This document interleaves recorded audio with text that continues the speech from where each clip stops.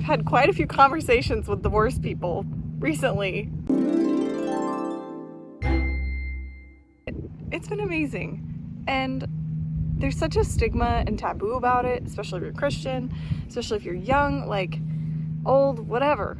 I want to talk about it. I have some thoughts.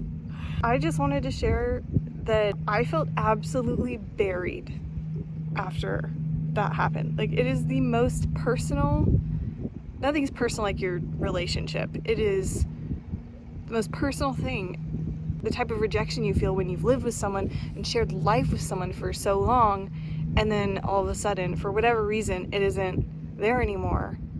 The loneliness, the wondering, am I ever gonna feel better? Literally ever. Do I even want to continue living if I feel so absolutely dead inside, like my entire being was set on fire for the continual future? Like, how can I possibly feel hope or feel good when I'm feeling like this? And here's what I have to say. The fact that you're living, the fact that you're breathing, the fact you're fucking here is a miracle, and you're fucking survivor, okay? That is the prerequisite for being amazing, is you just made it. That's it. You just made it. You just breathe another second, you blink, you decide what to do for the next minute of your life. And if that's where you're at and that's all you can think about is second to second, minute to minute, I have been there, and it is the worst freaking feeling in the world. But this too shall pass. Like, you need to know, you're a survivor, this too shall pass. I'm so passionate about this topic. I just think we don't really talk about what it feels like when that happens. We don't talk about why it's so traumatizing to get divorced. It's like, because I didn't plan on it. I wanted to be with this person forever. But then there's, real life that happens. And by real life, I mean death and people being abusive and weird dynamics and your needs not met and vice versa. And there's a whole myriad of things that can happen. People's parents die and kids move out, and you never know, okay? You don't know. But like, there's a sisterhood for divorcees, and I'm going to be a part of it, okay? Hi, I'm a part of it. You're a part of it too. There are people out there who understand what this is like and who want to talk about it, because guess what? It's freaking weird to talk about to people who don't get it. So like, club, let's have a club. And it's not the end of the road for you. Like, that's another thing. It is not the end of the road for you. I remember thinking, like, am I ever going to find someone again? Am I ever going to do this, that? It's like, I'm a piece of a puzzle. I am a person all on my own. And I'm so happy for that. I love myself. Like, I've enjoyed spending time with me, and discovering more what I want, what I'm like, how I like to exist in this world, not worrying about someone else and their needs, wants, desires. I feel like as women, we get so caught up in that, trying to match our life to someone else or someone else's expectations, and hell no, like, fuck that. No, I am going to take myself dancing if I want to go dancing. I'm gonna go to the beach if I want to go to the beach today. For me, I'm gonna do the dishes at 12 a.m. Why? Because it's a gift to myself the next morning when I wake up and it's all clean. I'm gonna make myself the most delicious food because it's for me. Who else? Who else am I doing this for? It's like, it's for me now. That's wonderful. Or if you have kids, it's for your kids too. Like, I just think it's not the end. It's a beginning. It's a new beginning. Like, the breakup can be absolutely the blessing for the next phase of your life. And it's never too late to start over. Like, I thought, oh man, at least, I want kids and I'm 20 something and yeah, I've been divorced. People can think whatever they want about that. They can be like, oh my gosh, that's a bad thing. I've had guys be like, I talked to mentors about maybe seeing you because, like, I don't know, you've been divorced and stuff. I'm like, get out of here. Like, you like me. That's great. But if you don't, or you're like, oh, I don't know what this means, like, you're not ready, or like, I don't think it's the right perspective to have.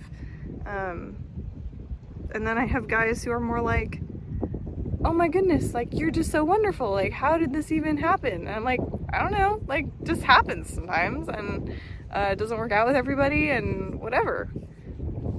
It is what it is. It's just like, it's the same as having a boyfriend or a girlfriend, but just longer. It just keeps going. So of course, if you don't solve the same problems that you guys have had forever, then it doesn't work or feel good anymore. Like, there are things like that that happen in life. I'm not saying that's what happened with me, but I mean, just a little understanding. I think it's such a thing to judge. Like, I'm so thankful that I was divorced, because now I understand a whole new aspect of life. I have a whole new opportunity to start over and just like explore life as an adult with me and do what I want to do. And then I also have this whole other blessing of time. Like, relationships take time and effort, and I have this whole blessing of time. I get to, yeah, start over and think about, what are my values? What would I look for in someone? Because what's the recreational things that I really enjoy that I would like to do with someone? Like, my ex-husband and I, we didn't really cook together. I'm like, I want to cook together. I think that'd be fun. Someone who enjoys that the same as I do. Like, cool. I get to know these things and actually pursue them all over again. Ah, what a miracle. And yeah, I'm feeling so grateful to just be. And I don't, like, God, doesn't hate you because you're divorced or something, or you're not like a pariah or weird, or you don't need to feel scared to talk about it. Like, for me, I was talking to a Christian friend, and she's married.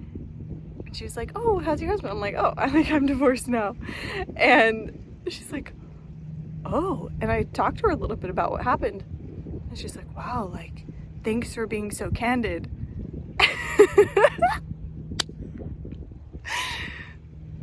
Why should I not? Like, why should I be embarrassed to talk about it? Why should I feel weird about it? Like, it's just a fact now. And I didn't choose that, really. Like, it just, yeah, it's a mutual decision. So, what? And he just left. So, like, And it takes two people. So, the fact that it didn't work out, I guess I feel like, why should it be such a weird thing that I'm candid about it? Like, I'm just gonna say what it was. Let it be. It's my truth. Who can say anything about that? Let it be what it is. And I'm not here to hide anything. It's a fact. And I've gone through the processing and thought about everything that was good, bad, ugly about the relationship. And now I'm at peace. And I'm content. And I don't feel like that's something to be ashamed of. Like, why? Why? It's like saying, it's like those people who tried like 13 businesses before they were successful, and they talk about that once they're successful. But like, should they say that, oh, like, I had one business and it failed? Should that be the bad thing? Because, like, it just didn't. But you kept trying. You kept trying. Isn't that the point? Isn't that the point? Okay, welcome to the sisterhood. If you want to talk about anything, I'm here. Because I'm very candid about my divorce, even though it's a Christian taboo. Also, I love that friend. I'm sorry if it's you.